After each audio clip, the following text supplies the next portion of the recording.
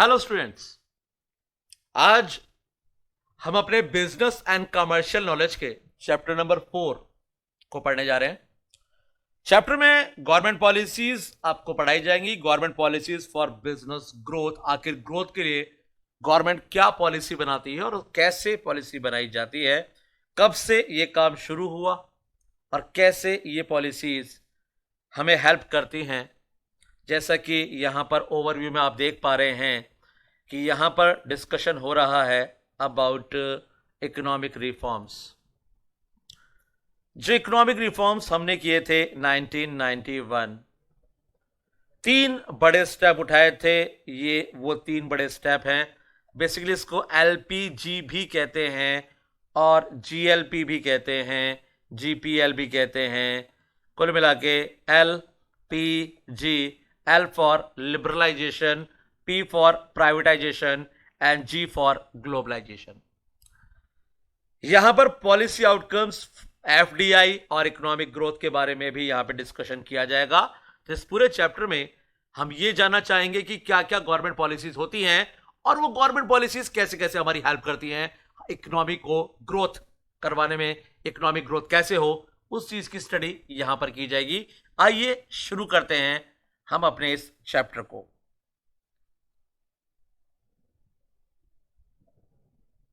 शुरुआत रमन से करते हैं। Raman was a computer science graduate and he developed an app based solution for blind student। Raman एक कंप्यूटर साइंस से ग्रेजुएट पर्सन है और उसने एक ऐप बनाया ब्लाइंड स्टूडेंट्स के लिए। Ali, his friend was a CA rank holder. उसका एक फ्रेंड है जिसका नाम अली है और अली जो है वो यहां पे एक रैंक होल्डर है, CA रैंक होल्डर है। Ali had 3 offers from 2 big audit firms and from a consulting company। बहुत सारे ऑफर्स है अली के पास और वैसे भी आप जानते हैं कि सीए की डिमांड वैसे बहुत ज्यादा है एट प्रेजेंट। तो वैसे भी सीए की डिमांड बहुत टॉप पर है। यहां पर अली के पास भी ऑफर है और बेसिकली रैंक होल्डर है भाई। रैंक होल्डर है तो डिमांड में होगा। तो अली के पास 3 ऑफर है, ऑडिट फर्म से भी है और कंसल्टिंग कंपनी से भी है। Raman understand technology. अब रमन जो उसका दोस्त है, अली का दोस्त, वो टेक्नोलॉजी की समझ रखता है, but he does not know about finance, law and government policies. भैया टेक्नोलॉजी वाले आदमी को क्या पता क्या पॉलिसी नहीं है। On the other hand Ali has no exposure to technology, उसको टेक्नोलॉजी की समझ नहीं है, but he understand patent law, IPR, GST, FR and corporate governance. इन सब की स्टडी नॉलेज अली को है। Ali understand the commercial possibilities of Raman's innovation and they form a team to pitch for arranging fund for venture capitalist. तो यहां पर आप देख रहे हैं कि बहुत जरूरी है ये जानना कि एक इकोनॉमी में अगर आप बिजनेस करना चाहते हैं तो वहां की जो बेसिक पॉलिसीज हैं about taxation, patent law, IPR, financial reporting, GST, taxes वगैरह, तो इन सब की नॉलेज आपको होनी चाहिए। इन सब की नॉलेज अगर आपको नहीं है तो आप वहां पे बिजनेस नहीं कर सकते और बिजनेस आपको करना है तो वहां पर इन सब चीजों की नॉलेज आपको होनी चाहिए। रमन के पास टेक्नोलॉजी की नॉलेज थी लेकिन उनको इन सब की नॉलेज नहीं थी और अली के पास इन सब की नॉलेज थी लेकिन टेक्नोलॉजी की नॉलेज नहीं थी। तो उन्होंने साथ मिलकर काम किया और आई थिंक बहुत बेटर किया होगा। ये तो सिर्फ एक एग्जाम्पल है, लेकिन यहां पे हर गवर्नमेंट भी कुछ ना कुछ पॉलिसीज बनाती हैं और यहां पर हर गवर्नमेंट की जो पॉलिसीज होती हैं वो कैसी होती हैं, आइए यहां पर कुछ पॉलिसीज को डिस्कस करते हैं हम लोग। बढ़ते हैं थोड़ा सा आगे और बात करते हैं बांग्लादेश की। In Bangladesh as a state policy import of second hand foreign cars is allowed. बिल्कुल अलाउड है। इंडिया में आप सेकेंड हैंड कार इंपोर्ट करके बेच नहीं सकते, तो सेकेंड हैंड कार को यहां पे इंपोर्ट करना पॉसिबल नहीं है, लेकिन बांग्लादेश में है और इसका फायदा उठाया टोयोटा ने अपने फेवर के लिए। Second hand Toyota cars are sold in number through Toyota approved dealers in Dhaka. ये रिफर्ब कार्स होती हैं collected from buy back scheme are sold in Dhaka market. Buy back policy होती है कंपनीज की जहां पे वो कहते हैं कि 4 साल चलाने के बाद अगर आपको बेचने की इच्छा हो तो हम इतने प्राइस में आपसे परचेस कर लेंगे। अब बहुत कम प्राइस पे वो लोग क्या करते हैं, परचेस कर लेते हैं, परचेस करके रिफर्ब करते हैं, चमकाते हैं बड़े तरीके से, नया जैसे बनाते हैं, सारी चीजें चेंज वेंज कर आके फर्स्ट क्लास नया करके बेचते हैं ढाका के मार्केट में, और वापस एक हाई प्राइस वो उनसे चार्ज कर लेते हैं और प्रॉफिट कमा लेते हैं। और साथ में टोयोटा ने सर्विस स्टेशन भी वहां पर डेवलप कर दिए हैं, ढाका में, चित्तागोंग एंड राजशाही में। तो यहां पर बेसिकली वो आफ्टर सेल सर्विसेज भी उनको प्रोवाइड करवा रहे हैं और एक बहुत बड़ा मार्केट वो वहां पे कैप्चर करके बैठे हैं। अब अगर इंडिया की बात करें, इन इंडिया ऐसे government policy, no foreign car manufacturer allowed to sell imported cars. Imported car नहीं बेच सकते इंडिया में आप। इंडिया में कार बेचनी है भैया, यहां पर बनानी पड़ेगी, यहां बनाओगे तो बेच सकते हो, बिना बनाए नहीं बेच सकते हो। They need to form an wholly owned Indian subsidiary और to be a part of a joint venture. अगर टोयोटा की बात करें तो टोयोटा इंडिया में काम करता है किसके साथ, किर्लोस्कर मोटर्स। तो किर्लोस्कर के साथ मिलकर टोयोटा यहां पे कार बना रहा है और एक जॉइंट वेंचर है टोयोटा का किसके साथ, किर्लोस्कर मोटर के साथ। जैसा कि आप जानते हैं कि टोयोटा जापानी कंपनी है, इंडियन कंपनी नहीं है, जापानीज कंपनी है। तो यहां पर जापानी कंपनी इंडिया में आई है और यहां पर इंडियन कंपनी किर्लोस्कर मोटर के साथ मिलकर वो यहां पे कार बना रही है। तो यहां पर जितने भी नेशन हैं वहां पर कुछ जो गवर्नमेंट है वो कुछ पॉलिसीज बनाती हैं और ये पॉलिसी नेशनल इंटरनेशनल पैरेलल्स पे होती हैं। कुछ पॉलिसीज आपकी नेशनल पॉलिसी हैं, कुछ इंटरनेशनल पॉलिसी हैं, और ये सारी पॉलिसीज गवर्नमेंट बनाती है और गवर्नमेंट ये डिसाइड करती है कि आप किस तरीके से काम कर सकते हैं और किस तरीके से काम करना हमारे यहाँ पे अलाउड नहीं है। पॉलिसी फ्रेमवर्क इन इंडिया, एक हिस्टोरिकल स्केच देखते हैं। आइए हिस्ट्री में लेके चले आपको। सबसे बुरा लगता है जब हिस्ट्री पढ़ने की बात आती है लेकिन बहुत कुछ सीखते हैं हम। हिस्ट्री कई बार बहुत कुछ सिखा जाती है हमें। तो यहां पर अगर इंडिया की बात करें तो in India a lot of discourses, researches and experiments on public policies used to take place in the age old universities of Takshashila, Vaishali and Nalanda. हमारी कुछ पुरानी यूनिवर्सिटीज जिनके नाम थे तक्षशिला, वैशाली, नालंदा, शायद आपने कभी नाम सुना हो। बहुत सारी पॉलिसीज वहां पर बनाई गई। वहां पर बहुत जो टीचर्स थे, इंटेलेक्चुअल गुरु थे, उन्होंने बहुत सारी पॉलिसीज वहां पे डिस्कस की हैं, बनाई हैं। During the time of emperor Chandragupta Maurya, the great intellectual Guru of the emperor Chanakya. नाम सुना चाणक्य आपने? बहुत सारे टीवी सीरियल्स आ गए, बहुत सारी चीजों में हमने देखा, बार बार नाम सुना चाणक्य। कौटिल्य, कौटिल्य चाणक्य एक ही पर्सन है, अलग अलग नहीं है। अब चाणक्य के लिए कहा जाता है कि बहुत ही ग्रेट पर्सन था, दिमाग बहुत शार्प था उसको। उसकी जो पॉलिसीज होती थी वो पॉलिसीज उसकी बहुत बेटर पॉलिसीज हुआ करती थी और चाणक्य ने बहुत सारी पॉलिसीज बनाई। And Chanakya outline the public policy of the state. बिल्कुल उस स्टेट को बहुत बेटर तरीके से चलाया था। किसने? चंद्रगुप्त मौर्य ने। क्यों चला पाया? क्योंकि वहां पे पॉलिसी बनाने के लिए उनके पास चाणक्य था, कौटिल्य था। उनकी जो पॉलिसीज थी वो काफी बेटर पॉलिसीज थी, इसकी वजह से बहुत लंबे टाइम तक वो राज कर पाए वहां पे।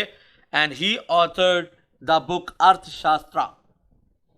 बिल्कुल, अर्थशास्त्र बुक भी उन्होंने लिखी थी, लेकिन बेसिकली इसको इकोनॉमिक्स की फर्स्ट बुक नहीं कहा जाता। जैसा कि आप सब जानते हैं, father of economics Adam Smith है, जिनकी बुक आई थी 1776 में। उससे बहुत टाइम पहले ये बुक लिख दी गई थी, कौटिल्यम अर्थशास्त्रम।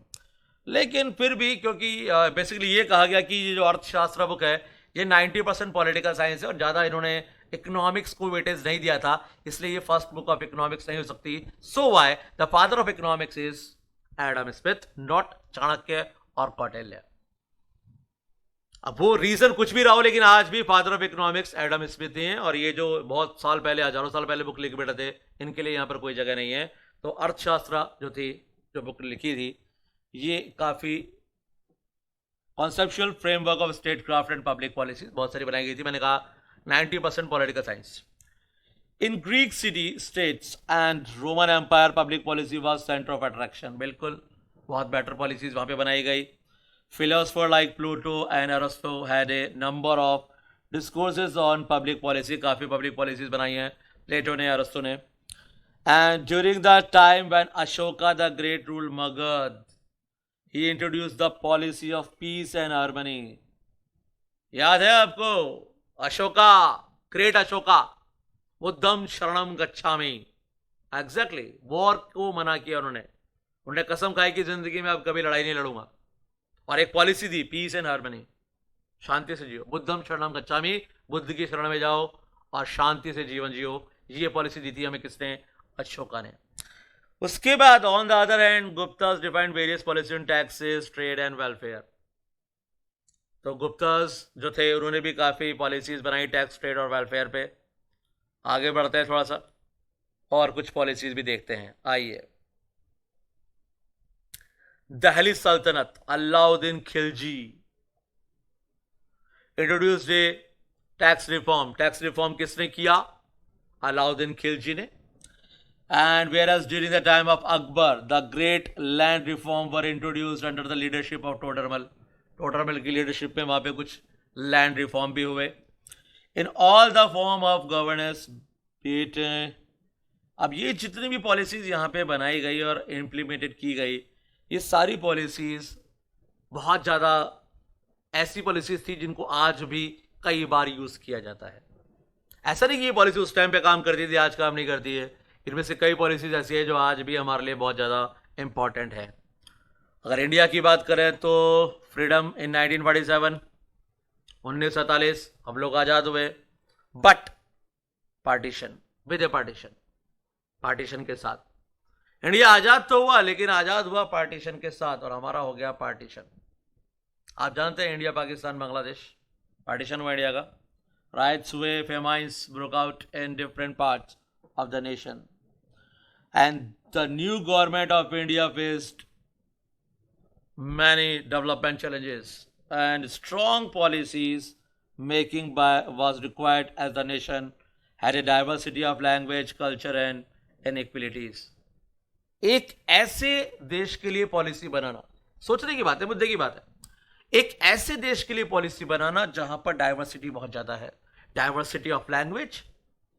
एक स्टेट से दूसरे स्टेट जाने पे ऐसा लगता है कि जैसे पता नहीं हम कहां आ गए। हम नॉर्थ का कोई आदमी साउथ चला जाए, कैसी फीलिंग आती है उसको?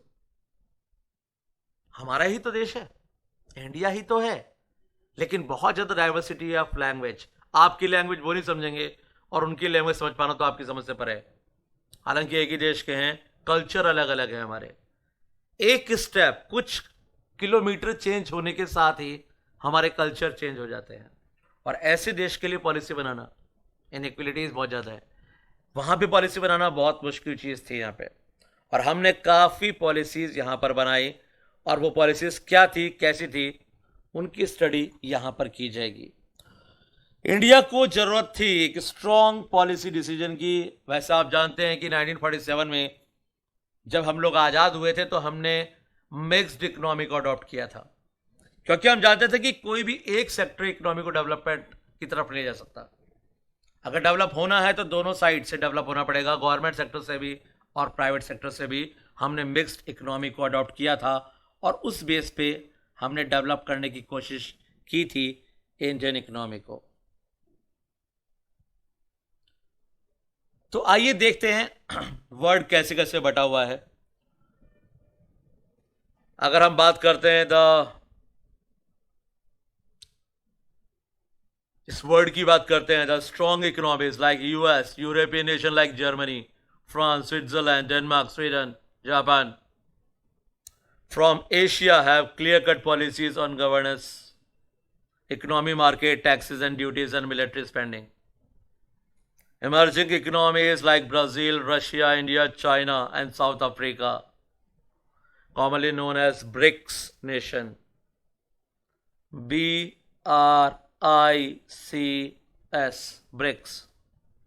BRICS nations।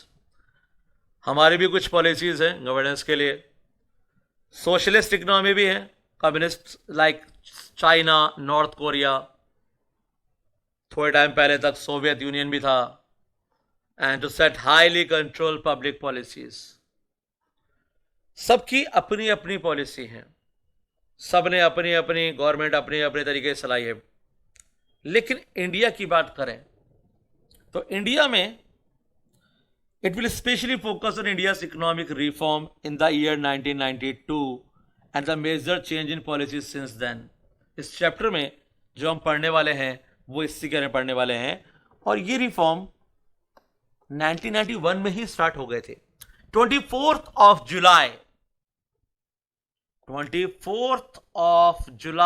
1991 हम इन पॉलिसीज को स्टार्ट कर चुके थे। पॉलिसी का नाम अभी बताया था, एलपीजी, लिबरलाइजेशन, प्राइवेटाइजेशन, ग्लोबलाइजेशन।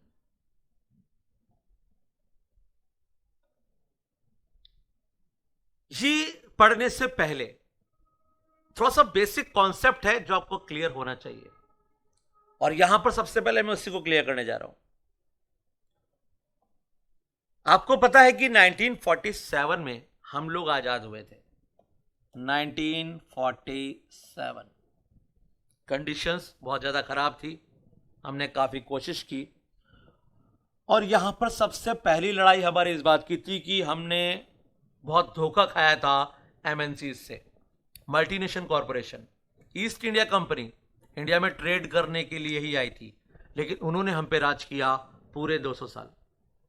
तो हमने ये डिसाइड किया कि एमएनसीज को इंडिया में अलाउ नहीं करेंगे, बहुत रेयर केस में अगर जरूरत है तो अलाउ करेंगे, फ्रीली अलाउड नहीं करेंगे। तो सबसे पहले जो बैन था वो एमएनसीज पे था कि इजीली एमएनसीज को इंडिया में नहीं आने दिया जाएगा। इंटरनेशनल ट्रेड जितना कम से कम हो सकता है उसको भी करने की हमने कोशिश की। सबसे पहले हमने वहां पे टैरिफ लगा दिए, टैरिफ यानी इंपोर्ट ड्यूटी, और वो तकरीबन 150% थी, 150%।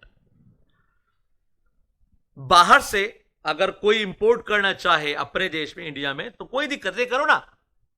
हम चाहते ही नहीं थे कि इंडिया ज्यादा इंपोर्ट करे, हम चाहते नहीं थे कि ज्यादा इंपोर्ट एक्सपोर्ट इंडिया करे। इंडिया में जितना है उतने से हम काम चले कोशिश करें, इसलिए 150% टैरिफ लगाया था हमने, 150%। और 150% टैरिफ का मतलब क्या हुआ कि अगर आपने 100 करोड़ रुपए का सामान इंपोर्ट किया है तो 150 करोड़ रुपए टैक्स दे दो।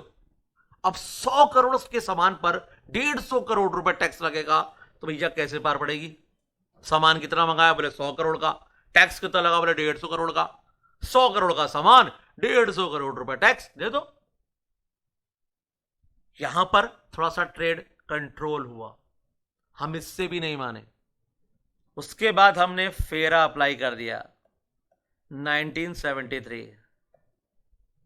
हम फेरा लेके आए, foreign exchange regulation act, foreign exchange regulation act लेके आए फेरा। अब जब फेरा आया तो हमने कहा कि फॉरेक्स आपको इजीली अवेलेबल नहीं होगा। अगर आपको ट्रेड करना है, इंटरनेशनल ट्रेड करना है, तो फॉरेक्स यानी फॉरेन करेंसी आपको इजीली अवेलेबल नहीं होगी। उसके ऊपर बहुत सारे रिस्ट्रिक्शंस थे जब हमने अप्लाई किया था फेरा, क्योंकि हमारे पास उस टाइम इतना फॉरेक्स था भी नहीं, फॉरेक्स का वैसे भी इशू था। फिर भी अगर कोई ट्रेड करना चाहे तो वहां पे हमने क्वांटिटेटिव रिस्ट्रिक्शंस लगा दिए थे कि इस क्वांटिटी से ज्यादा ना तो कोई एक्सपोर्ट कर सकता है और ना ही इंपोर्ट। ये कहानी एज इट इज चलती रही। 80s में आके हम प्रॉब्लम फेस करने लगे, प्रॉब्लम बढ़ने लगी थी हमारे साथ। हमने सोचा भैया अब तो रिफॉर्म करने पड़ेंगे, और 85 में हमने थोड़ा बहुत रिफॉर्म किया, लेकिन वो रिफॉर्म किसी काम का नहीं था, ना के बराबर। और 1991 तक पहुंचते पहुंचते इंडियन इकोनॉमी कंडीशन बहुत ज्यादा खराब हो गई है। हमारी कंडीशन ये हो चुकी थी कि फॉरेक्स हमारे पास 1.1 बिलियन डॉलर्स बचे थे, बस इतना ही बचा था। And we can import only for 3 weeks. 3 हफ्ते इंपोर्ट कर सकते थे, उसके बाद पैसा खत्म, इंसॉल्वेंट हो जाते। बहुत बुरी कंडीशन में थे, बहुत सारा कर्जा ले रखा था, उसका इंटरेस्ट भी पे नहीं कर पा रहे थे, अमाउंट सर से ऊपर बढ़ गया था, रास्ता नहीं बचा था हमारे पास। तो बोले अब क्या करें, अब इस चीज से बाहर तो आना पड़ेगा। तो वो जो रिफॉर्म किए गए थे वो उस टाइम के लिए हमारी मजबूरी थी, इच्छा से नहीं किया हमने। तब से आज तक भी अगर सब चल रहा होता जैसे चल रहा था। लेकिन जितना डेवलप हम आफ्टर 1991 हमने डेवलपमेंट किया है, उतना हमने शायद 1947 से लेके 1991 तक नहीं किया था। इफेक्ट अच्छा है लेकिन नुकसान भी है, बताऊंगा आपको मैं, फायदे नुकसान दोनों। खैर अभी 1991 की बात करते हैं। तो 1991 में पैसे हो चुके थे खत्म, इन्फ्लेशन चला गया था 12% पे। 12% इन्फ्लेशन भी इकोनॉमी में हुआ। कि साहब प्राइसेस बहुत ज्यादा बढ़ गई, 12% इन्फ्लेशन हो चुका है, फॉरेक्स हमारे यहाँ पे खत्म हो चुका है और बिल्कुल बर्बाद होने की कंडीशन में पहुंच चुके हैं, अब क्या करें? तो हमने स्टार्ट किए 3 step, LPG, liberalization, privatization, globalization. तो लिबरलाइजेशन में हमने पॉलिसी को लिबरल कर दिया, टैरिफ हमने रिड्यूस करना स्टार्ट किया, और स्टेजेस में रिड्यूस होता होता होता एक साथ नहीं कि आज 1.5 कल 10% कर दिया, नहीं, स्टेजेस में रिड्यूस हुआ और रिड्यूस होते होते होते 8% 10% ही है। यानी अब जो इंपोर्ट ड्यूटी है वो सिर्फ 10% है, ओनली 10%। यानी अगर आप इंपोर्ट करते हैं तो सिर्फ 10% पैसा लगेगा। कहां 150 और कहां 10? और भैया कहां 150 और कहां 10? एमएनसीज के लिए दरवाजे हमने खोल दिए, बोले आओ साहब। अब एमएनसीज इंडिया में आई तो बहुत सारे एफडीआई अपने साथ में लेके आई, बहुत सारा फॉरेक्स हमारे पास आया। तो फिर हमने कहा कि अब फेरा लगाने की जरूरत नहीं है, इसलिए ईयर 2000 में हम फेमा लेके आ गए, फॉरेन एक्सचेंज मैनेजमेंट एक्ट। जितने भी क्वांटिटी रिस्ट्रिक्शंस थे वो हमने खत्म किए 2001 में। तो लिबरल किया पॉलिसीज को। प्राइवेटाइजेशन, जितने भी गवर्नमेंट एंटरप्राइजेस लॉस में चल रहे थे उनको प्राइवेट सेक्टर को दिया, भैया तुम डेवलप करो, क्योंकि प्राइवेट सेक्टर की एफिशिएंसी गवर्नमेंट सेक्टर की एफिशिएंसी से बहुत ज्यादा है, और ये शायद आपको बताने की जरूरत नहीं है, आप सब जानते हैं इसके बारे में। तीसरा स्टेप था ग्लोबलाइजेशन। ग्लोबलाइजेशन एक सपना लेके चला है, और सपना है कि इस पूरे वर्ल्ड को एक ग्लोबल विलेज बनाना है। क्या बनाना है भैया? ग्लोबल विलेज बनाना है। अभी ग्लोबल विलेज क्या है? गांव बनाना है। गांव तो क्या करें, मकान तोड़ के झोपड़े बना दे गांव बनाने के लिए? नहीं नहीं, यहां पर विलेज का मतलब वो नहीं है जो आप समझ रहे हैं। यहां पर विलेज का मतलब है कि बेसिकली जैसे एक गांव में ट्रेड रिलेटेड रिस्ट्रिक्शंस नहीं होते हैं, फ्री ट्रेड होता है। रामलाल ने श्यामलाल को भैंस बेच दी तो उसके लिए कौन सा ट्रेड लग रहा है, टैरिफ लग रहा है, कौन से रिस्ट्रिक्शंस लग रहे हैं, कौन सी अदर वहां पे जो प्रॉब्लम्स है वो हैं, फ्री है ना। तो पूरे वर्ल्ड में गुड्स एंड सर्विसेज का फ्री फ्लो होना चाहिए, और यही सपना लेके चला था ग्लोबलाइजेशन। एक ही मीनिंग है, पूरे वर्ल्ड को बनाना है ग्लोबल विलेज, जहां पे फ्री, यहां पर फ्री क्या होना चाहिए? Free flow of goods and services. यहां से अमेरिका और अमेरिका से इंडिया सामान ऐसे ही आना जाना चाहिए, जैसे गांव में रामलाल ने श्यामलाल को और श्यामलाल ने रामलाल को भैंस और गाय बेच दी। तो बेसिकली वही ट्रेड पूरे वर्ल्ड में होना चाहिए, और यही सपना लेके चला था ग्लोबलाइजेशन। चलते हैं वापस से अपने मुद्दे पर। आइए, एलपीजी की बात हम कर रहे थे, एलपीजी पर पहुंच गए। तो देखिए एलपीजी कैसे काम करती है। सबसे पहले, liberalization of economic policy refers to the gradual decrease in government command and control over the economic policies. Simplification of tax structure, removing quotas, bars, and economic restrictions are some example of liberalization. Privatization, आएगा privatization. यहां पर क्या कर रहे हैं आप? Transfer of government ownership to private and, बिल्कुल दे दो आप। गवर्नमेंट एंटरप्राइज का दे दो, कहां पर? प्राइवेट सेक्टर को। और तीसरा, globalization refers to taking off restriction in export and import of goods and services. It also covers the measures of lifting the trade barriers. तो सारे ट्रेड बैरियर्स को खत्म कर दो, और ट्रेड बैरियर्स को खत्म करके इसको ले जाओ फ्री ट्रेड की तरफ, और यही सपना लेके चला है ग्लोबलाइजेशन। तो ग्लोबलाइजेशन एक सिंपल सा कॉन्सेप्ट है कि पूरे वर्ल्ड को क्या बनाना है? बोले साहब एक ग्लोबल विलेज बनाना है हमें। क्या बनाना है? Global village. तो एक गांव बनाना है जहां पर फ्री फ्लो होगा गुड्स एंड सर्विसेज का। तो चलिए बढ़ते हैं थोड़ा सा आगे, और आगे देखते हैं हम मीनिंग ऑफ पॉलिसीज। तो पॉलिसीज क्या हैं, कैसे होती हैं, इसके बारे में डिस्कशन कर रहे हैं हम लोग। बेसिकली आप यहां पर देखेंगे मीनिंग ऑफ पॉलिसीज, और यहां पर आप देखेंगे कि कुछ एग्जाम्पल हैं जो यहां पे हम डिस्कस करने जा रहे हैं। आइए चलते हैं। Renu visits national library and frequently order A plate of vegetarian थाली एट ₹30 a plate। तो रेनू नेशनल लाइब्रेरी विजिट करती है और वहां पर एक वेजिटेरियन थाली ऑर्डर करती है जिसका रेट है 30 रुपी पर प्लेट। यही सेम थाली जो रेलवे कैंटीन है, नियर बाय रेलवे कैंटीन, वहां पर अवेलेबल है 45 रुपीज पे। अब सेम फूड अवेलेबल था, सेम फूड अवेलेबल था 30 रुपए में। कहां पर था? नेशनल लाइब्रेरी में। और सेम फूड अवेलेबल है रेलवे कैंटीन में कितने का? 45 रुपीज का। और सेम फूड बिग रेस्टोरेंट में है 210, 210 रुपए का। भैया एक ही खाना है, एक ही तरह खाना मिल रहा है। यहां पर मिल रहा है 30 का, ये 30, यहां पर 45 और यहां पे 210। रीजन क्या है? आइए रीजन बताते हैं आपको। इंडिया फॉलोज ए मिक्स्ड इकोनॉमी। हमारी इकोनॉमी मिक्स्ड इकोनॉमी है ना भैया, कैपिटलिस्ट प्लस सोशलिस्ट। आधा पार्ट कैपिटलिस्ट का और आधा सोशलिस्ट का, दोनों को मिला दिया तो बन गई कौन सी इकोनॉमी? Mixed economy. और यहां पर हम अगर बात करें तो लाइब्रेरी में खाना सस्ता क्यों था? That is why state provide subsidy on food in libraries. तो यहां पर सब्सिडी मिल रही है लाइब्रेरी में खाने पे, इसलिए यहां पर खाना 30 रुपए का था। उसके बाद रेलवे कैंटीन को इंस्ट्रक्शंस दिया गया है कि वो एक रीजनेबल प्राइस लोगों से ले, इसलिए वहां पर ये खाना 45 रुपए का। But restaurant at city centre में charge good amount of margin, क्योंकि वो काम कर रहा है किसके लिए? प्रॉफिट के लिए। हम काम कर रहे हैं, प्राइवेट सेक्टर काम कर रहा है किसके लिए? प्रॉफिट के लिए। तो यहां पर एक ही चीज अलग अलग प्राइस पे अवेलेबल है, कहीं पर 30, कहीं पे 45 और कहीं पर 210। तो ये एक मैटर करता है। 2010 पे आप बेच रहे हो उसको। अब अगर इंग्लैंड की बात करें तो in England you don't have to pay single penny to enter the British Museum and National Art Gallery. अगर आप लंदन घूमने जाते हैं, इंग्लैंड घूमने जाते हैं और वहां पे आप ब्रिटिश म्यूजियम या नेशनल आर्ट गैलरी पे जाते हैं तो वहां पर आपको कोई चार्जेस नहीं देने पड़ेंगे। स्टेट पॉलिसी, हर जगह की अपनी अपनी पॉलिसीज होती हैं और वो पॉलिसी गवर्नमेंट बनाती है, और ज्यादातर जो पॉलिसीज होती है वो वेलफेयर के लिए ही होती हैं। यहां पर हर इकोनॉमी, हर गवर्नमेंट अपने लिए बनाती है policies.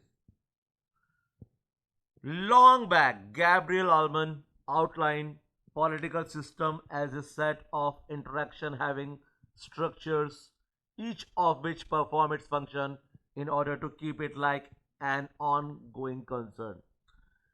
It is a set of processes that routinely convert input into output, and these output are the public policy. बिल्कुल, यहां पर बहुत सारा इनपुट हम लेते हैं पब्लिक से और बाद में उसको कन्वर्ट करते हैं किसमें? आउटपुट में। बन जाती हैं पॉलिसीज। कैसे बनती हैं पॉलिसीज वो भी क्लियर करते हैं। आइए इंडिया के पॉइंट ऑफ व्यू से ही देख लेते हैं एक बार कैसे बनती हैं पॉलिसीज।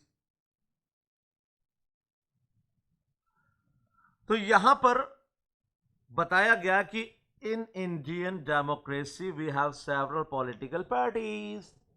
क्या इंडिया में एक ही पॉलिटिकल पार्टी है? आंसर है नो, बहुत सारी है। और वो पॉलिटिकल पार्टीज क्या करती हैं? Leaders are free to argue in the parliament. अब मतलब हो या ना हो, मुद्दा हो या ना हो, ये आर्ग्यूमेंट कर सकते हैं। और आपने अगर लाइव टेलीकास्ट देखा है पार्लियामेंट का तो आप जानते हो कि यहाँ पे आर्ग्यूमेंट किस तरीके के होते हैं। कई बार तो लगता है कि सही है, लेकिन कई बार पता नहीं किस लेवल पे होते हैं, लेकिन फ्री है वो। उनको पावर दी गई है कि वहां पे वो आर्ग्यूमेंट कर सकते हैं और आर्ग्यूमेंट करते भी हैं। उसके बाद यहां पर state and the centre have many shared responsibilities. कुछ पावर हमारे यहाँ पे सेंट्रल गवर्नमेंट के पास है, कुछ पावर हमारे यहाँ पे स्टेट गवर्नमेंट के पास है। कुछ जो रूल्स हैं, जो लॉ हैं, वो बनाने की पावर सेंट्रल के पास है और कुछ हमारे स्टेट के पास। तो यहां पर लोगों की सुनी भी जाती है और यहां पर लीगल सिस्टम भी है to take care of disputes. अगर डिस्प्यूट होता है उसको कंट्रोल करने के लिए हमारे यहाँ पे सिस्टम भी डेवलप किया गया है। लेकिन यहां पर एक बहुत इंपॉर्टेंट चीज मैं आपको बताने जा रहा हूं जो शायद आपके काफी काम आएगा जब आप एग्जाम देने जाएंगे तब। डेविड ईस्टन का नाम याद रखिएगा आप। David Easton propounded another model on political policy. Politics policy, relationship which is known as feedback और ब्लैक बॉक्स मॉडल।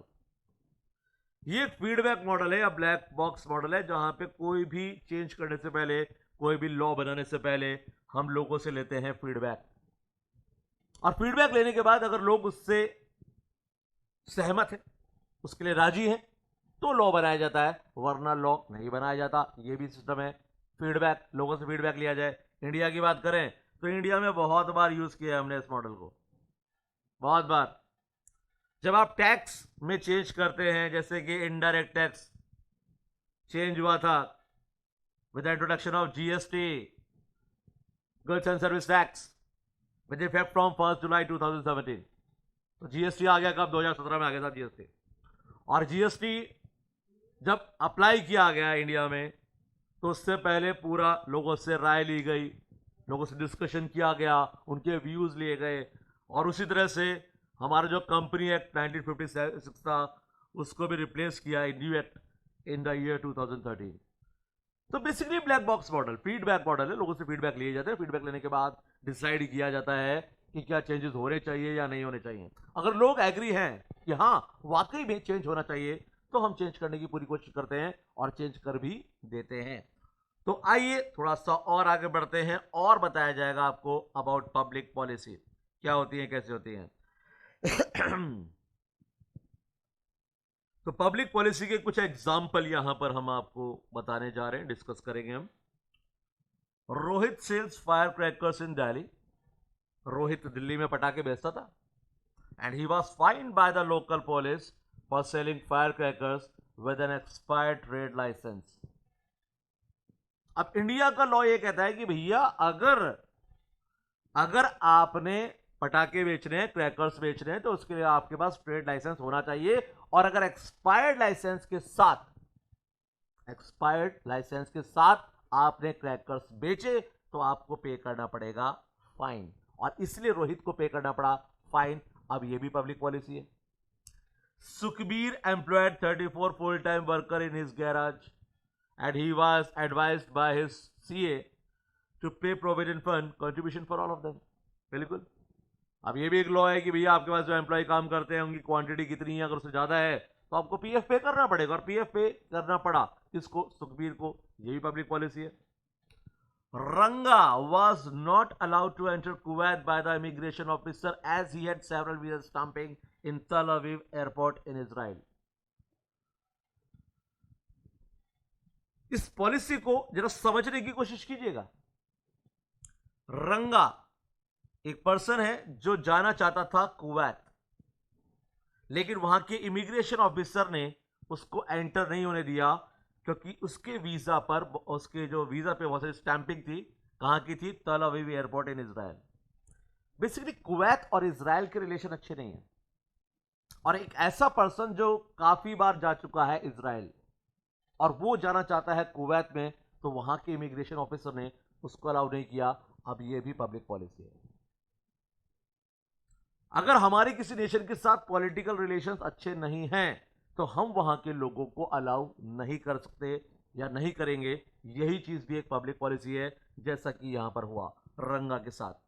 उसके बाद अगर भारत की बात करें, भारत को तो सीधा जेल भेज दिया हमने फॉर 3 डेज इन सिंगापुर। क्या किया था बेचारे ने? ट्रैफिक रूल्स तोड़ा था। आपको लग रहा होगा मजाक कर रहे हैं। इंडिया में ट्रैफिक रूल तोड़ने पर क्या होता है? जुर्माना लगता है, और वो भी कई लोग देते हैं और कई लोग नहीं देते, वैसे ही भाग लेते हैं। नहीं तो आप जानते ही हैं कि हम क्या करते हैं। बेसिकली यहां पर ट्रैफिक रूल्स तोड़ने पर इतनी बड़ी सजा मिली कि उसे जेल में जाना पड़ा और 3 डेज। इंडिया में ट्रैफिक रूल तोड़ने पर एक छोटा सा फाइन होता है, लेकिन सिंगापुर में सीधा जेल होती है। अब ये पब्लिक पॉलिसी है, वहां की पॉलिसी अलग है। वहां पे ट्रैफिक रूल तोड़ना छोटा क्राइम नहीं है, बड़ा क्राइम है। और हमारे देश में तो बड़ा बड़ा क्राइम कर लो तो भी छोटी सी बात है, कोई बड़ी बात नहीं है। हर देश का अपना अपना कानून है भैया। अब यहां पर कोक की बात करते हैं तो Coke was driven out of India 1977 as the then ruling party was a strong believer of swadeshi. बिल्कुल, कोक एक इंडियन कंपनी नहीं है और उसको वापस जाना पड़ा 1977 में, हमने भेज दिया। रीजन, उस टाइम जो रूलिंग पार्टी थी वो एक स्ट्रॉन्ग बिलीवर है स्वदेशी की, और उसको लगा कि ये विदेशी कंपनी इंडिया में नहीं होनी चाहिए, बाहर भेज दिया अपने वहां घर, लेकिन वापस लौट आई थी। एलपीजी अभी थोड़ी देर पहले डिस्कस किया था हमने, लिबरलाइजेशन, प्राइवेटाइजेशन, ग्लोबलाइजेशन। एलपीजी हमने स्टार्ट किया था कब? जुलाई 1991। उसके बाद वापस आ गई। एट प्रेजेंट कोक इंडिया में अवेलेबल है। तो ये सारे जो एग्जाम्पल हैं, ये क्या सीखने में, क्या समझने में मदद कर रहे हैं, आइए एक बार और क्लियर करते हैं इसको। फ्रॉम दीज एग्जाम्पल क्या सीखा आपने? Public policies guided by social, cultural, religious and political factors. ये बहुत सारे फैक्टर्स हैं जो पॉलिसी बनाने में आपकी हेल्प करते हैं। कई बार ये पॉलिसी सोशल फैक्टर्स से इफेक्टेड होती है, कई बार कल्चरल, रिलीजियस एंड कई बार पॉलिटिकल फैक्टर्स भी होते हैं। ये सारे फैक्टर्स पॉलिसीज को इफेक्ट करते हैं। एक नेशन की जो पॉलिसीज बनती है उसको इफेक्ट करते हैं लोग। इन द 1990s को केम बैक टू इंडिया, जैसा कि मैंने बताया, वापस आ गया था। एलपीजी स्टार्ट कर चुके थे हम लोग। In India small fine in their for traffic rule violation. India में ट्रैफिक रूल तोड़ा तो 100, 200, 500, 1000 रुपये जुर्माना दिया, घर जाओ आराम से। बट सिंगापुर में ये एक मेजर ऑफेंस है। Due to political differences with Israel, immigration officer in many Arab nations decline entry of foreign visitor having multiple visa stamping on their passport. Exactly, क्योंकि उनके रिलेशन, जो पॉलिटिकल रिलेशन है, वो इतने अच्छे नहीं है, इसलिए हम कई बार मना कर देते हैं, भैया हम आपको अलाउ नहीं करेंगे। And license and PF issues are taken seriously in India. बिल्कुल इसको हम सीरियसली लेते हैं, और जो इसको फॉलो नहीं करता उसको यहां पर फाइन भी पे करना पड़ता है। सो यहां पर हर इकोनॉमी की अपनी अपनी पॉलिसीज है। हर इकोनॉमी अपने हिसाब से पॉलिसी बनाती है और पॉलिसी वहां पे अप्लाई करती है, और लोगों से उम्मीद की जाती है कि वो उस पॉलिसी को एज इट इज एक्सेप्ट करें, और नहीं करेंगे तो पनिशमेंट देना पड़ेगा। हर इकोनॉमी में अलग अलग पब्लिक पॉलिसी हैं। कहीं पर वो टफ हैं, कहीं पर बहुत लिबरल हैं। कहीं पर बड़े बड़े क्राइम करने पर भी छोटी सजा मिलती है, और कहीं पर छोटे छोटे क्राइम करने पर भी बहुत बड़ी सजा मिलती है।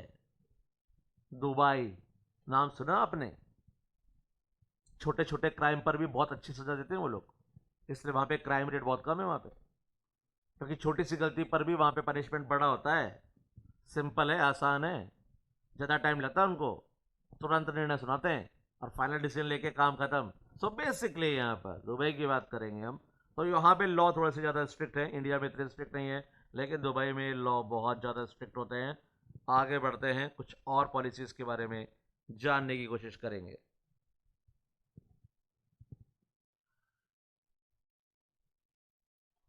तो पब्लिक पॉलिसीज के कुछ इंपॉर्टेंट फीचर्स यहां पर क्लियर करेंगे हम लोग। सबसे पहले डिस्कस करेंगे, public policies are always goal oriented. बिल्कुल, जब पब्लिक पॉलिसी बनाई जाएगी तो उसके पीछे कोई रीजन होगा। ऐसे फ्री में नहीं बना दिया कि कोई रीजन नहीं है उसके बिना हमने पॉलिसी बना दी, ऐसा नहीं होता है। कोई ना कोई रीजन उसके पीछे होता है, और उस रीजन से ही बनाई जाती है पब्लिक पॉलिसीज। जैसे इंडिया की बात करें तो the bank are instructed by the government to initiate financial inclusion plan and they are bound to open branches in villages.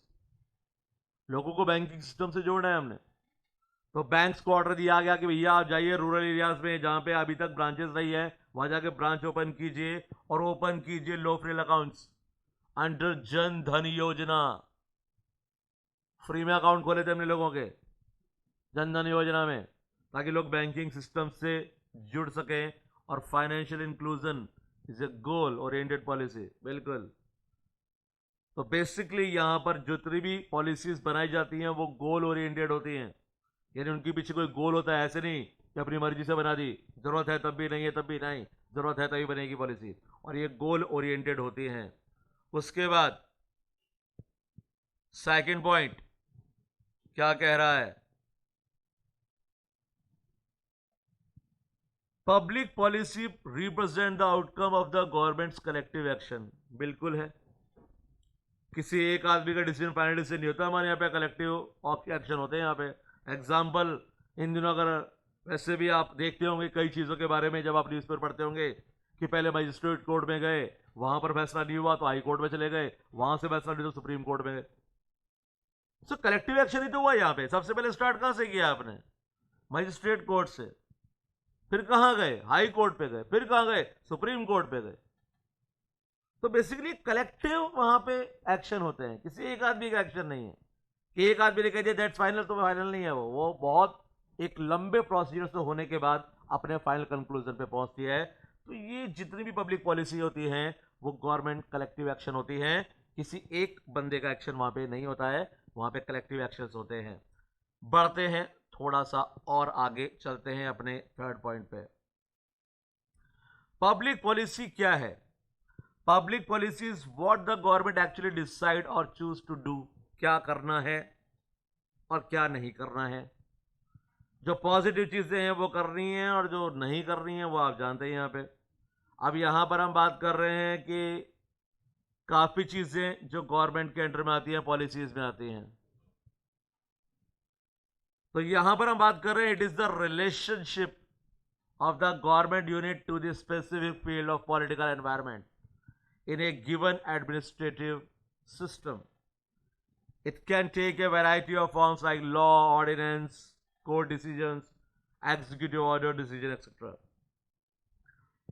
तो इंडिया की अगर बात करें, in India most of these public policy are written statement and these are decided by the government and other regulatory bodies. वही decide करते हैं भैया क्या करना है, व्हाट टू डू, क्या करना है वो डिसाइड करेगी कौन? कौन करेगी डिसाइड? गवर्नमेंट करेगी। उसके बाद public policy is positive in sense, positive ही तो होती है। हम यहां पर लोगों को अच्छा काम करने के लिए प्रमोट करते हैं, बुरा काम करने के लिए मना करते हैं। अच्छा काम करने वाले को हम क्या देते हैं? बेनिफिट्स देते हैं। बुरा काम करने वालों को क्या देते हैं? पनिशमेंट देते हैं। सही काम किया तो भैया फायदा मिलेगा, नहीं किया तो पनिशमेंट मिलेगा। और जब ये चीजें होती हैं तो बेसिकली एक इकोनॉमी बहुत डेवलपमेंट की तरफ जाती है कि यहाँ पे अच्छा काम करने वाले को इनाम मिले और बुरा काम करने वाले को पनिशमेंट। तो इकोनॉमी अपने आप ही डेवलप होने लगती है। इंडिया में लॉ मेकिंग प्रोसेस इतना आसान प्रोसेस नहीं है, इतनी आसानी से लॉ नहीं बन जाते हैं इंडिया में। और इस लॉ को बनाने के लिए बहुत मेहनत करनी पड़ती है, बहुत तरीके से। काफ़ी लोगों के जब लोग एग्री होते हैं उसके बाद ही वो लॉ बन पाता है, अदरवाइज लॉ बनना इतना आसान इंडिया में नहीं है। पार्लियामेंट का नाम सुना कभी आपने? पार्लियामेंट में हमारे दो हाउस होते हैं, लोकसभा, राज्यसभा। नाम सुना कभी आपने?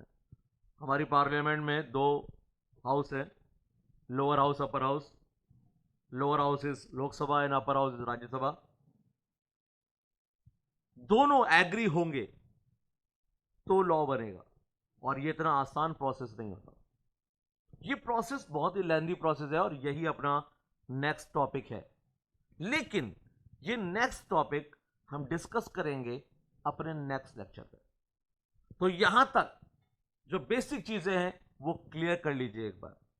इससे आगे बढ़ेंगे हम अपने नेक्स्ट लेक्चर में और आपको बताएंगे कि इंडिया में कानून कैसे बनाए जाते हैं, कैसे बनता है लॉ, वो आपको बताया जाएगा नेक्स्ट लेक्चर में।